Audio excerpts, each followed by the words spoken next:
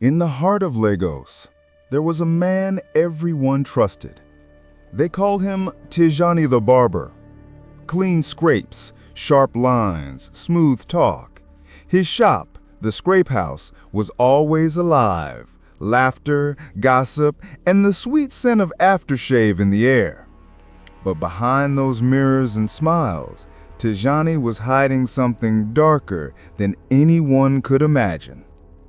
By day, he was the man who gave confidence. By night, he was moving weapons, guns tucked neatly into boxes labeled hair products. He told himself it was just business. No harm if he stayed out of politics, but Lagos doesn't keep secrets forever. One rainy night, a man in a dark hoodie walked into the shop long after closing. No haircut, no smile, just a deal. He said he represented the syndicate, and they wanted Tijani to move a new shipment. Bigger, deadlier, riskier, military grade. Tijani tried to say no, but the man smiled and said quietly, "You've come too far to stop now." From that night, nothing was the same. Strange men came in pretending to wait for haircuts, but they were watching him, counting, listening, taking notes. He could feel eyes on him even when the clippers were off. Every police siren that passed made his heart race, but the money kept him blind. Stacks of cash taller than his mirrors, heavier than his conscience. Until one morning, he found a white envelope under his mirror. Inside, a single photo of him cutting hair, smiling, and in the reflection behind him, a man loading a box of guns. He froze, hands shaking. Someone knew. Someone was watching. He called his supplier. No answer. He called the syndicate man. Line dead. Then he heard it. Sirens in the distance, growing louder, closer. He panicked, grabbed his cash, his ledger, a lighter, tried to burn the evidence, but before the match hit the page, "Police! Open up!" He ran through the back door, down the narrow alley, boots hitting the ground behind him, bullets flying past. One grazed his arm. He dropped behind a bend, gasping for air. And then he heard footsteps, soft, steady, familiar. From the shadows stepped Akeem, his apprentice, the quiet boy who swept hair and smiled like he had nothing to hide. But tonight, he wasn't holding a broom. He was holding a badge. "Tijani," Akeem said, voice trembling, "I didn't want it to end like this." Tijani stared in disbelief. You set me up?" Akeem shook his head. "I was never with them. I'm undercover. We've been tracking you for 6 months." Tijani's world shattered. Everything he built, every lie he hid behind, gone in one breath. He laughed bitterly. "So every late night, every question you asked," Akeem nodded, "every single one." Tijani looked down at his bloodied arm. "Do people like me get second chances?" Akeem sighed. "No, but maybe someone else will learn from your mistake." As the officers surrounded him, Tijani didn't fight. He raised his hands, hands that once built confidence, now surrendering to the truth he couldn't hide anymore. He whispered, "Tell him I just wanted to make it." The scrape house closed forever that night. But here's where things get strange. 2 weeks later, the case took a turn no one saw coming. Police logs missing. Evidence gone. And Akeem, he disappeared. Some said he'd been silenced. Others said he took the money and vanished. But then, a new barbershop opened across town. Different name, same setup. And through the glass, people swore they saw a familiar reflection. A man cutting hair, smiling, pretending again. Was Tijani free? Was Akeem now the one running things? Or had the syndicate simply switched faces? Nobody knew. But customers whispered that the new barber didn't talk much.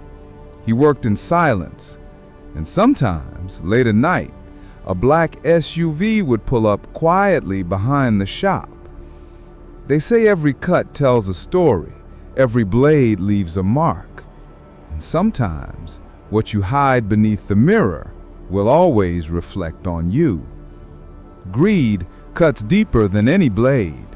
When you build your peace on pain, the streets will always collect what you owe. But this story isn't over, because 1 week later, a detective received an anonymous call. A trembling voice whispered just 5 words: Tijani didn't go to prison. When the call came in, it sent chills through the whole department. Tijani didn't go to prison. That was all the voice said. No name, no trace, just silence after. The detective who got that call, Inspector Kola, couldn't shake the feeling that something wasn't right. Because according to official records, Tijani was already locked up, case closed. But when Kola checked the files, the signature on Tijani's transfer sheet was fake. They went to the prison listed in the report, but the warden looked confused. We never received anyone named Tijani. The name didn't exist in their system. The photo was missing. The fingerprints gone. It was as if Tijani had disappeared into thin air. Inspector Kola went to the scrape house, now boarded up, silent, dead. But there was something strange. The padlock wasn't new. It had been cut open. Someone had been inside. Inside the shop, dust covered everything except one thing: the mirror. It had been wiped clean and written across it with the edge of a clipper with 3 words: still cutting deals. Kola's pulse quickened. He looked around and noticed hair clippings on the floor, fresh ones, not from weeks ago. Someone had been here not long ago. There was a barbershop across town that had opened, sleek, contemporary. Same superficial furniture, same tools. Yet the man inside the shop, he had a black mask on, claimed his name was Mr. B. He did not talk much, only cut. Also, now and then, a black SUV would park outside, lights off, engine running. Then, one night, a young customer came into the shop and attempted to film a TikTok inside the establishment. He caught a reflection in the mirror. The video showed Mr. B standing behind him, but when the frame shifted, there were 2 faces in the reflection. One was Mr. B, the other was Akeem. When the video went viral, the comments section exploded. Some said it was a filter, others swore it was real. But what really caught attention was a voice faintly heard in the background of the clip, a whisper saying, "You should have stayed out of it." That same night, Inspector Kola got another anonymous message. No voice this time, just a location pin. It led to an abandoned warehouse near the port. He went alone, no backup, just his flashlight and his gun. Inside, the odor of engine oil and salt water filled the air. Empty crates everywhere, broken chairs, and in the corner, a barber's chair. Clean, perfect, untouched. Kola walked closer. On the seat, an envelope. Inside, Akeem's badge, stained with blood, and a note. He found out too much. Then he heard it. Footsteps. Slow. Confidence. Coming from the shadows behind him. Kola raised his light, and there he was, Tijani. Calm. Clean suit. No cuffs. No chains. Just that same smile from the shop days. Kola's voice shook. You were supposed to be behind bars." Tijani chuckled. "Behind bars? My brother, I own the bars." He stepped closer, eyes cold. "You think they arrested me?" No, they needed me, the same people you work for. Kola's hand tightened on his gun. What happened to Akeem? Tijani tilted his head, almost smiling. He wanted to be a hero. Heroes don't last long in my line of work. Then he snapped his fingers. The lights in the warehouse came on. Men in black stood everywhere, armed, silent, watching. Tijani leaned forward. You see, Inspector, my little barbershop was never just a front. It was recruitment. The syndicate doesn't fall, it multiplies. Kola raised his gun. You're done, Tijani. I'll end this tonight. But Tijani smiled. You won't shoot me. Why not? Kola hissed. Because you already work for me. At that moment, Kola realized he was standing in their trap. His own badge had been compromised. Every case he'd solved in the last year, every arrest he'd made, was part of Tijani's plan. Before he actually had a chance to move, one of the men seized him. They pushed him over to the barber's chair. Tijani picked up his clippers, the same brand he once used on the streets. The hum filled the room. Tijani said softly, You came to expose me, but now you'll be part of the story. He leaned close. Everyone wants to cut deals until they bleed. The screen goes black. All there was the sound of rain and a gentle laughter resonating inside the vacant warehouse.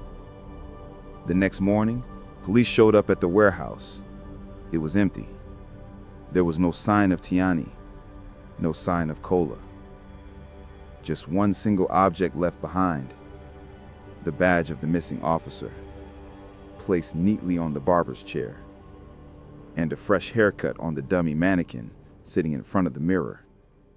But the strangest part was the security camera showed movement hours later, the mannequin's head slowly turning toward the camera. A shadow crossed the frame. The same whisper returned. You thought this was over. Then click. Silence. When power becomes an illusion, control becomes your cage. Tijani thought he could play the system, but the system was built by men like him. They say when you chase the streets for riches, the streets don't just take your soul. They borrow your name and make you live again in someone else's story. But this is just the beginning, because 2 weeks later, another shop opened. Same mirrors, same tools. And on the door, the nameplate reads, The Scrape House, reopened.